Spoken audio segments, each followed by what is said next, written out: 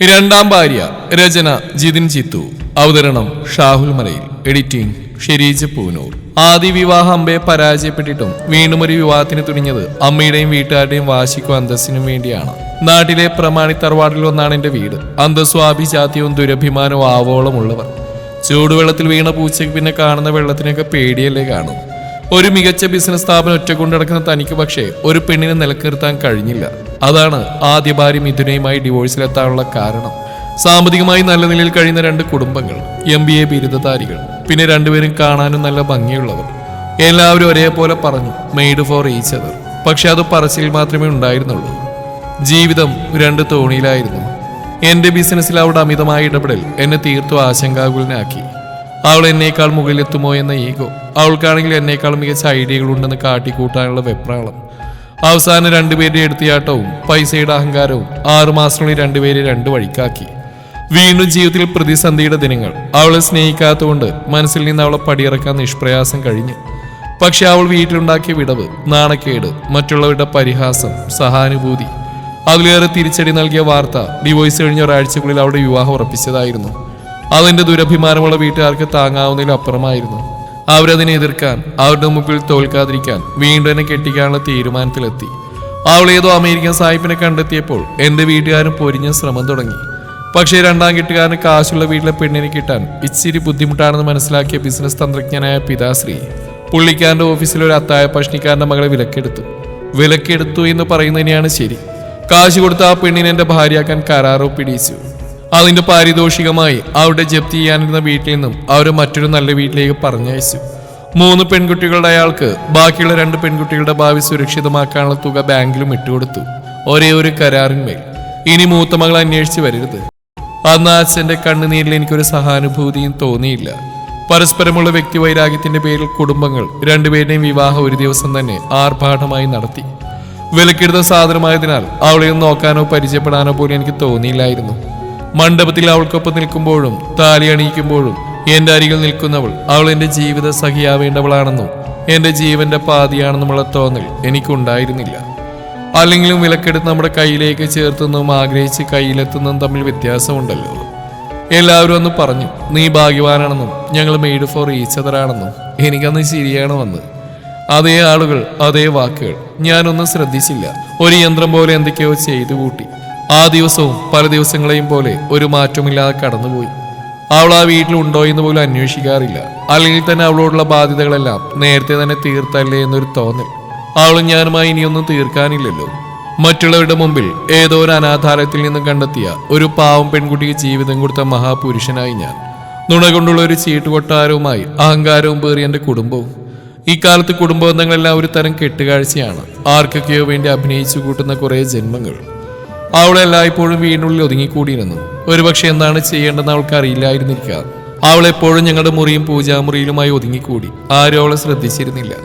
അല്ലെങ്കിൽ ശ്രദ്ധിക്കാനുള്ള സമയമില്ലായിരുന്നു ആർക്കും. എന്തിനൊക്കെയോ വേണ്ടി ഓടിപ്പാഞ്ഞു നടക്കുകയായിരുന്നു ഓരോരുത്തരും. പക്ഷെ എപ്പോഴൊക്കെയോ ആരോടും ഒന്നിനോടും പരാതി പറയാതെ എന്റെ കാര്യങ്ങളെല്ലാം ഭംഗിയായി ചെയ്തിരുന്ന അവളെ ഞാൻ ശ്രദ്ധിക്കാൻ തുടങ്ങിയിരുന്നു.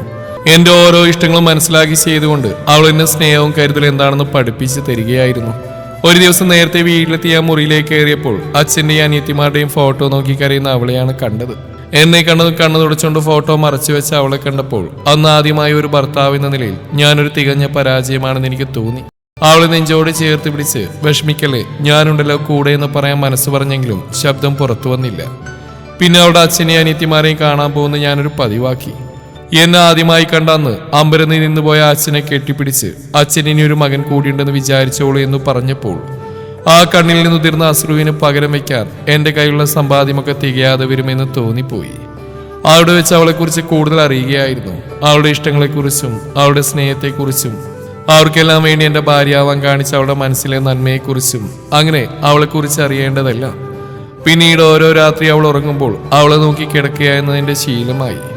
പലപ്പോഴും മനസ്സിന്റെ നിയന്ത്രണം ചോർന്നു പോകുമ്പോഴും അവളുടെ ഇഷ്ടങ്ങൾ അറിയാതെ അവളെ ഒന്ന് സ്പർശിക്കുക പോലുമില്ലെന്ന് മനസ്സിനോട് ഞാൻ പലവരും മന്ത്രിച്ചു. പൂർണ്ണചന്ദ്രനെ പോലെ തിളങ്ങുന്ന മുഖമായിരുന്നു അവൾക്ക്. കുഞ്ഞു ചുണ്ടുകളും 1000 കണ്ണുനീർ സാഗരങ്ങൾ ഉള്ളിലൊതുക്കിയ നീർമിഴിയും ആമ്പൽ പൂവിന്റെ സ്നിഗ്ധതയും അവൾ എന്നിലേക്ക് എന്റെ ഹൃദയത്തിലേക്ക് ചേക്കേറുകയായിരുന്നു. അവളെ ഞാൻ ശ്രദ്ധിക്കാൻ തുടങ്ങി. അവളൊരു പാവമായിരുന്നു. എല്ലാറ്റിൽ നിന്നൊതുങ്ങി അവളുടേതായ ഒരു ലോകത്തിൽ ജീവിക്കുന്നവൾ, ആരോടും പരാതി പറയാതെ പൂന്തോട്ടത്തിലെ പൂക്കളോട് കലമ്പുന്നവൾ. അവളെ ഞാൻ പ്രണയിക്കാൻ തുടങ്ങിയിരുന്നു, ഞാൻ പോലും അറിയാതെ. എന്റെ ഹൃദയത്തിൽ അവൾ മാത്രമായി തുടങ്ങി. ജോലിയിലെ ശ്രദ്ധ നശിക്കാൻ തുടങ്ങി. എപ്പോഴും വീട്ടിലേക്ക് ഓടിയണയാനുള്ള ത്വര. അവൾ എന്നെ കാണുമ്പോഴെല്ലാം അകലം പാലിച്ചുകൊണ്ടേയിരുന്നു. അവളോടൊന്ന് മിണ്ടാൻ, അവളെ ഒന്ന് ചേർത്ത് നിർത്താൻ എന്റെ ഹൃദയം തുടിച്ചുകൊണ്ടേയിരുന്നു. നീ എന്റേതാണ് പെണ്ണേ, ഇനി ഈ കണ്ണിൽ സങ്കടമുണ്ടാവരുത് എന്നൊന്നും പറയാനായി. നറുനിലാവിൽ അലിഞ്ഞ ഒരു പാതിരാവിൽ അവളെ ഉണർത്താതെ അവളെ നോക്കിയിരിക്കുമ്പോൾ അപ്രതീക്ഷിതമായി അവളുടെ കണ്ണുകൾ എന്റെ കണ്ണുകളിൽ ഉടക്കി. തീർത്തും അപ്രതീക്ഷിതം. എന്തു ചെയ്യണമെന്നറിയാതെ അവളുടെ പേടിച്ചരണ്ട കണ്ണുകളിലേക്ക് നോക്കിയപ്പോൾ എന്റെ ചുടുനിശ്വാസം അവൾക്ക് പകർന്നു നൽകാനാണ് തോന്നിയത്. അതരങ്ങൾ തമ്മിൽ കൈമാറിയ പ്രണയ തീജ്വാല അത് അവളിൽ ഒരു അഗ്നിയായി മാറുന്നത് ഞാൻ അറിയുന്നുണ്ടായിരുന്നു.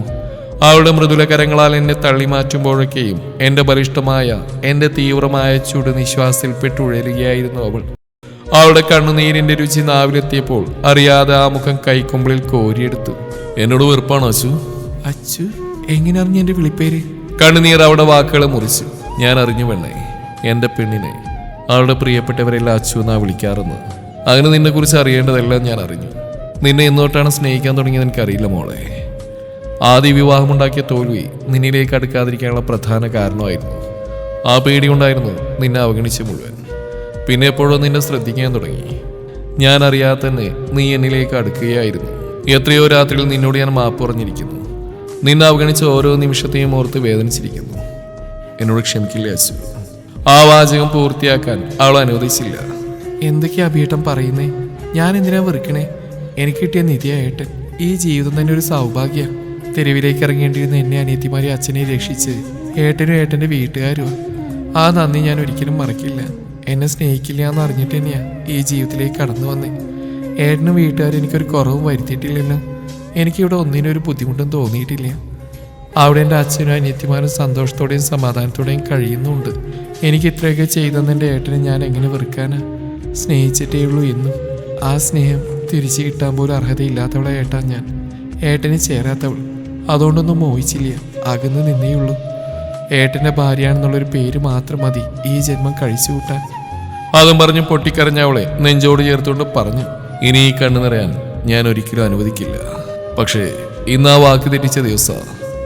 അവളുടെ നിലവിളി കാതുകളിൽ മുഴങ്ങി കേൾക്കുമ്പോൾ നിസ്സായനായി പുറത്തേൽക്കാനേ സാധിക്കുന്നുള്ളൂ. അവളുടെ അച്ഛൻ്റെ കൈ നെഞ്ചോട് ചേർത്ത് പിടിച്ചുകൊണ്ട് പ്രാർത്ഥിക്കുകയായിരുന്നു ആ 4 ചുമരുകൾക്കുള്ളിൽ. അർച്ചന പ്രസവിച്ചു കേട്ടോ, ഇരട്ടക്കുട്ടികളാ. ഞങ്ങളുടെ ജീവന്റെ പാതിയെ കയ്യിലേക്ക് ഏറ്റുവാങ്ങുമ്പോൾ എൻ്റെ അച്ഛൻ ഒന്നേ ചോദിച്ചുള്ളൂ, മോള് സുഖമായിരിക്കുന്നോ? ആ ചോദ്യത്തിലൂടെ ഞാൻ അറിയുകയായിരുന്നു, പണത്തിനും പ്രതാപത്തിനും അന്തസ്സിനും ഒക്കെ എത്രയോ മുകളിലാണ് സ്നേഹമെന്ന ആർദ്രത. കൊടുത്താൽ 10 ഇരട്ടിയായി തിരിച്ചു കിട്ടുന്ന മൂലധനം. അതെന്നെ എൻ്റെ വീട്ടുകാരെയും പഠിപ്പിച്ചെന്ന അവളാണ് എൻ്റെ അച്ചു, എൻ്റെ 2ാം ഭാര്യ. അമേരിക്കൻ സായിപ്പിന്റെ പണത്തിലും പത്രാസിലും കണ്ണുമഞ്ഞളിച്ചു പോയ മിഥുന അവിടെയും തോറ്റ് ഡിവോഴ്സുമായി വീട്ടിലിരിക്കുമ്പോൾ എൻ്റെ 2 തങ്കക്കുടങ്ങളെ മാറോടണിച്ച് താലോലിക്കുകയായിരുന്നു ഞങ്ങൾ. എൻ്റെ അച്ചു പകർന്നു നൽകിയ സ്നേഹമെന്ന ആർദ്രതയിൽ അലിഞ്ഞലിഞ്ഞലിഞ്ഞ്